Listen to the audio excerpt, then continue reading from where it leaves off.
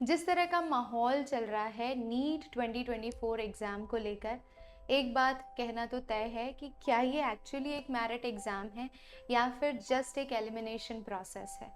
जिस तरीके से लगातार इस एग्जामिनेशन के अंदर पॉपुलेशन बढ़ रही है, आबादी बढ़ रही है एंड नेक्स्ट लेवल पे ये कट थ्रोट कंपटीशन जा रहा है, अब ये मेरिट एग्ज़ाम कम और एक एलिमिनेशन प्रोसेस ज़्यादा बनकर रह गया है।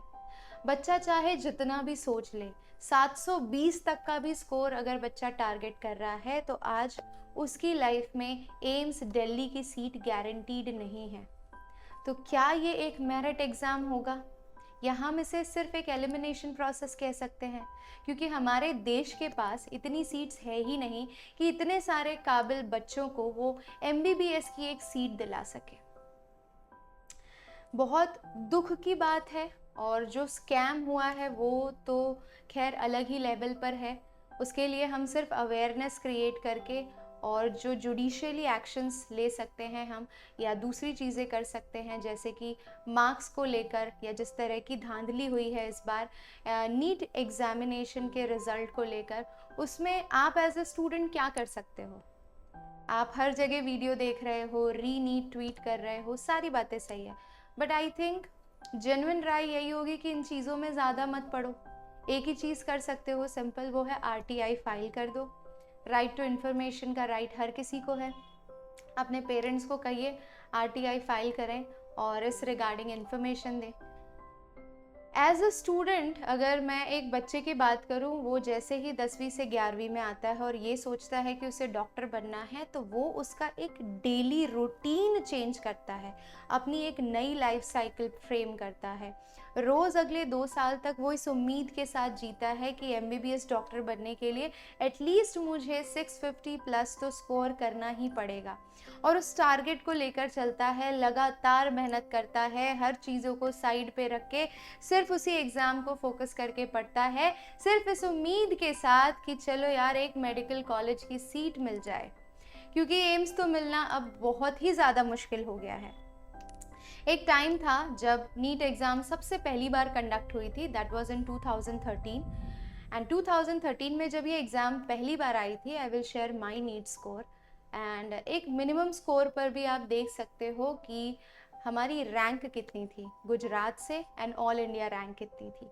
और आज के डेट में अगर कोई बच्चा 650 प्लस स्कोर कर रहा है, जैसे कि मेरे ही कुछ स्टूडेंट्स हैं, मैं उनके नाम तो डिस्क्लोज़ करना नहीं चाहूँगी, बट कई स्टूडेंट्स ऐसे हैं जिन्होंने दिन रात मेहनत करके ड्रॉप लेने के बाद अपना पूरा 1 साल कड़ी मेहनत में लगा दिया, and they have secured 670 marks, and still that child is so unhappy कि मैं एकदम बॉर्डर लाइन पे हूँ, मुझे गवर्नमेंट मेडिकल कॉलेज मिलेगी कि नहीं मिलेगी उसकी कोई गारंटी नहीं है, क्योंकि नीट अब सिर्फ मेरिट बेस्ड एग्ज़ाम तो रह नहीं गया है। ये इतनी भीड़ में से, 25 लाख की भीड़ में से एलिमिनेशन प्रोसेस बेसिकली बन गया है, यानी कि कैसे हम बच्चों को छांटें। क्योंकि यार जिस तरह का सिलेबस है ना, अगर बच्चा नो डाउट 600 प्लस स्कोर कर रहा है तो वो एक मेरिटोरियस स्टूडेंट्स है, बहुत ही अच्छा उसका ग्रिप है सिलेबस के ऊपर, फिजिक्स केमिस्ट्री बायो पर, एंड वो डेफिनेटली डिजर्व करता है डॉक्टर बनना। आप उसके कैलिबर पे डाउट नहीं कर सकते। क्योंकि हमारे पास सीट्स नहीं है तो हम इन एलिमिनेशन प्रोसेस का इस्तेमाल करके एक पॉइंट पर बच्चे को ऐसा फील करा देते हैं कि भाई तू तो डिजर्व करता ही नहीं है, एम्स दिल्ली डिजर्व करता ही नहीं है, तो कोई गवर्नमेंट मेडिकल कॉलेज डिजर्व करता ही नहीं है। बहुत ही दुखद कंडीशन हो गई है किसी भी मेडिकल नीट एस्पिरेंट की, और ये देखकर मुझे बहुत ज़्यादा दुख हो रहा है, क्योंकि कभी ना कभी मैं भी इस प्रोसेस को गो थ्रू कर चुकी हूँ, एंड अब ये सिनेरियो वर्स्ट से वर्स्ट होता जा रहा है। इसका सल्यूशन तभी निकलेगा जब एमबीबीएस की सीट्स सेंट्रल लेवल से बढ़ती हैं और गवर्नमेंट मेडिकल कॉलेजेस बनते हैं, बट आई थिंक उसमें वक्त लगेगा, 3 4 5 साल का वक्त लगेगा। तब तक हमारी इस ग्रोइंग पॉपुलेशन को हैंडल करने के लिए हमारे गवर्नमेंट के पास कोई सल्यूशन नहीं है। तो आप क्या कर सकते हैं? तो क्या हम दुखी होकर बैठ जाएं? देखिए, अगर आपको ऐसा लगता है कि नहीं यार डॉक्टर ही बनना मेरा सपना था और कोई अल्टरनेटिव नहीं है, तो आप इस कंपटीशन में फिर से उसी जोश के साथ वापस घुस जाइए। लेकिन अगर आपको लगता है कि नहीं यार, शायद मैंने इस एग्ज़ाम में 150 जो मेरा पहला स्कोर था नीट के अंदर, ऐसा भी एक स्टूडेंट आया मेरे पास जिसने मुझे मैसेज किया कि मैम मेरे ना फर्स्ट अटेम्प्ट में 169 स्कोर थे and this time I have secured 530 marks.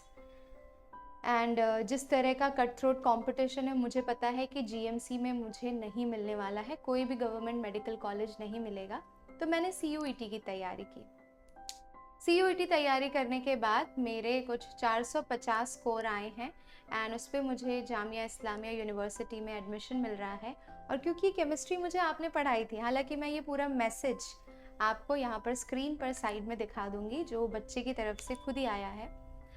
And क्योंकि आपने मुझे केमिस्ट्री पढ़ाई थी तो मुझे बहुत अच्छा लगा वो subject and finally I have decided to move out of this rat race and move to pursuing chemistry as chemistry honours subject. And somewhere I felt like कि यार आई थिंक हमारे देश में ऐसे बहुत सारे बच्चे हैं जो पिछले 2 से 3 दिन से इस खतरनाक डिलेमा में घूम रहे हैं and they are in this dilemma कि यार मैं क्या करूं इसके आगे, फिर से एक बार ड्रॉप लूं लेकिन अगले साल होगा कि नहीं होगा उसकी गारंटी नहीं है, क्योंकि कट ऑफ तो धीरे धीरे रेज हो रहा है। हो सकता है क्वेश्चन पेपर का लेवल नेक्स्ट ईयर रेज किया जाए ताकि ये नंबर ऑफ स्टूडेंट्स की काउंटिंग थोड़ी कम हो सके।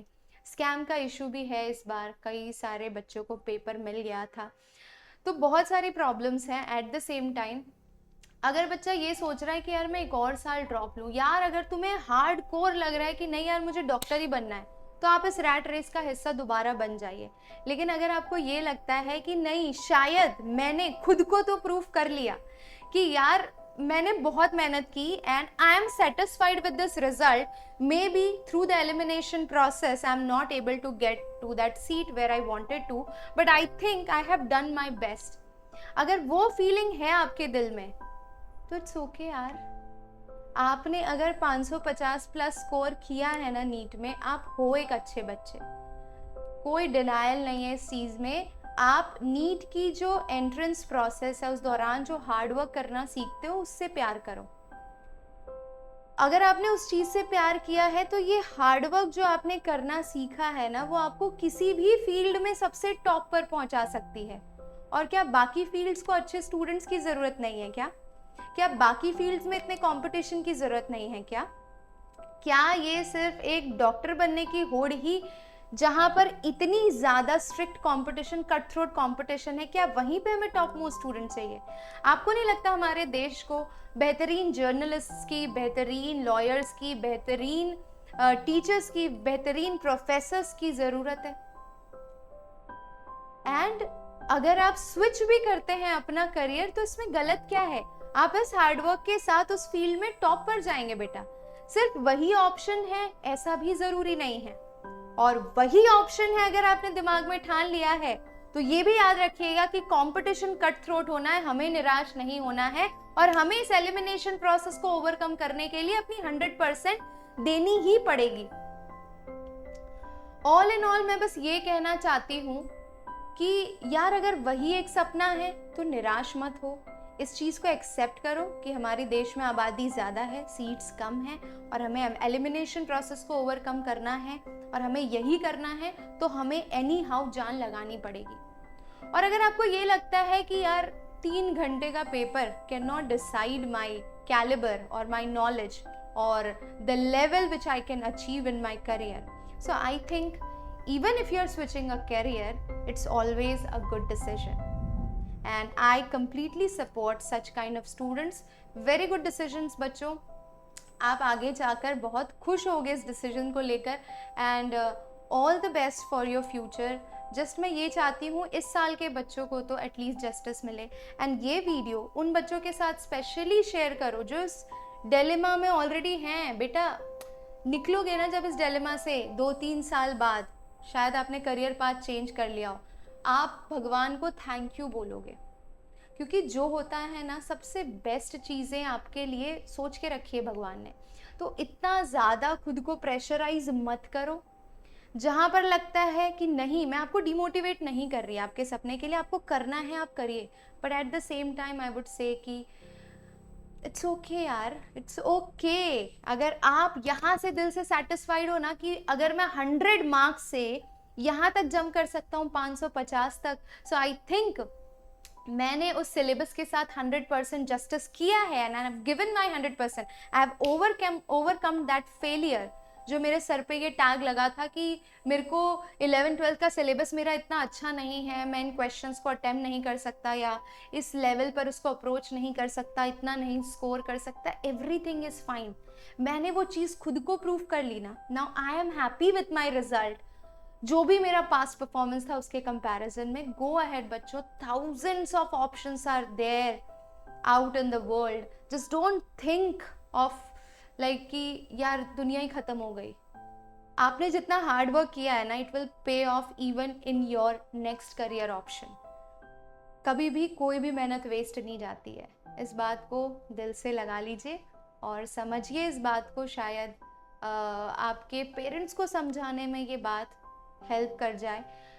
मैं तो बस यही कहना चाहूँगी कि जिन बच्चों ने भी 550 के ऊपर स्कोर किया है वो सारे मेरिटोरियस स्टूडेंट्स हैं and they deserve the best in our country. And हमारे कंट्री का दुर्भाग्य है कि हम इन बच्चों को एक अफोर्डेबल फीस पे एक बढ़िया कॉलेज नहीं दे सकते, गवर्नमेंट मेडिकल कॉलेज।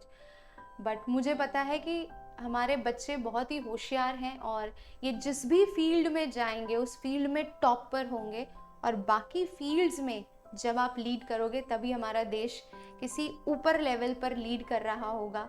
एंड जो सपना है कि हम विश्व गुरु बनेंगे वो तभी पूरा होगा जब एक फील्ड में सारे बच्चों को ना घुसाकर आप सारी फील्ड में टॉप मोस्ट स्टूडेंट्स को डालो।